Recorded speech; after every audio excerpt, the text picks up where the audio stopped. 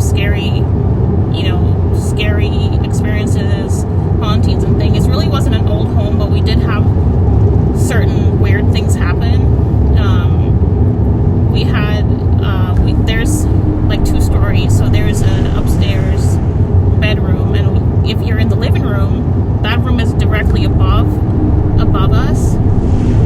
I would hear walking when no one was up there. I'd be at home by myself and hear walking back and forth.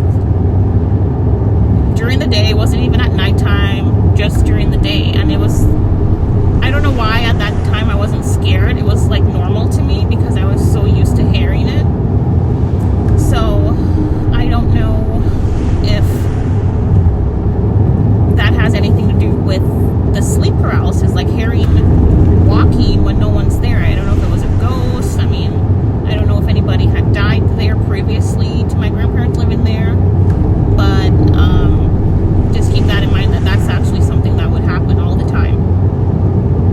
And okay, so I'm this little girl, I'm small. I would pray before I went to sleep because we would always go to church, and my grandparents knew that I had sleep paralysis, so they would tell me to pray about it and pray before I went to bed, pray when I wake up.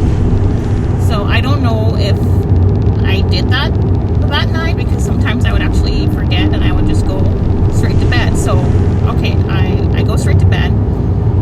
I'm falling asleep. My body feels very, that feeling when you're about to sleep and you feel kind of like heavy, like you're falling asleep. Okay, I fall asleep, but at some point, I don't know how long I was sleeping, but at some point I woke up, and I woke up because I felt a presence in the room. So I woke up and I tried to get up, as you do, to see what was in there. So I have this small little dim night light, so it's not completely dark. But the thing is, I can't actually move at all. I can't move a muscle. I can't move a pinky. The only thing I can do is blink. So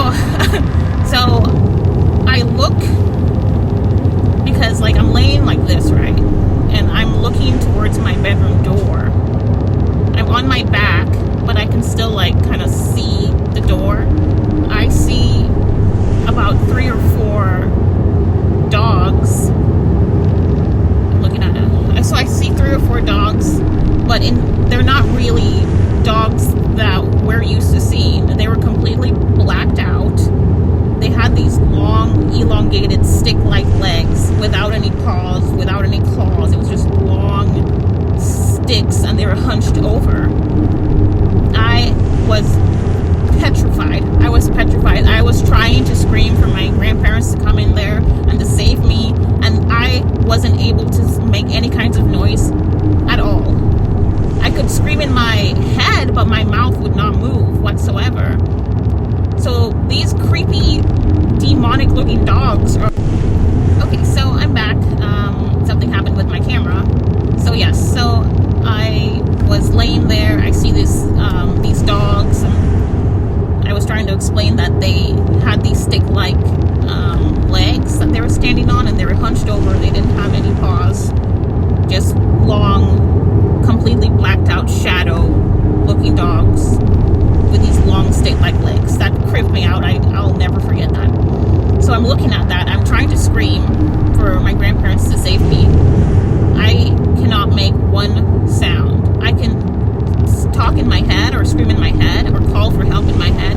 And the crazy thing is, I'm seeing all this.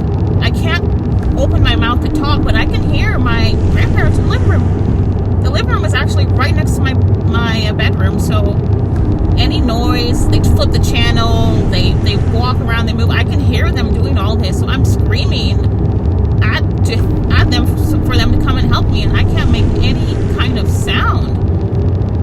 These demons are standing there by my door looking at me, and eventually they get closer to the point where they're 1 centimeter away from my face, and I can feel the hot breath on my skin.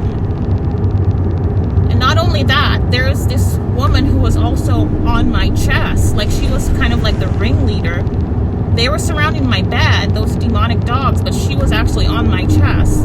She had like gray hair, and her face, I can't really remember how, like her face was like grayish. She had a bunch of wrinkles, and she was very close to, very close to my face. Like they were all surrounding my bed, like they were trying to study me. So, the feeling that I had, first of all, I was petrified, but the feeling I got from those entities were evil. It was like a hot oven. That's the best way I can explain it, like a hot oven, but instead of heat, the heat was anger, hatred, and demonic, like complete hatred, like they hated my guts or something. It felt like they came straight from hell. I've never felt something so evil in my life. And people would probably say like, oh, you're sleeping, or no, I was wide awake. I was wide awake. And people that have sleep paralysis would know what I'm talking about. But if any of you guys have had those scary experiences, you can leave a comment and talk about it. I want to hear your experiences with sleep paralysis. But yes, before I go, eventually they started to kind of fade away, that feeling, because I was asking God to help me in my mind, and He did actually help me. So I think that's what helped. And actually, no, I know that's what helped, because God would help you in that kind of situation, and He helped me, so thank God for that.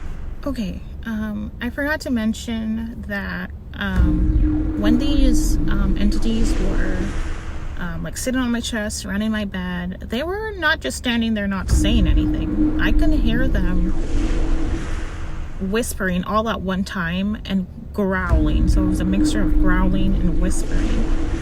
But they weren't whispering in English. They were whispering in some foreign language that I've never heard in my life. I don't think that's even a language that exists. I think that was their own specific demonic language that they were communicating with each other, you know, while standing there looking at me. And that was something that made it even more scary. Wow, I really want to know if anybody experienced this. So that's something I forgot to mention. So I'm gonna head out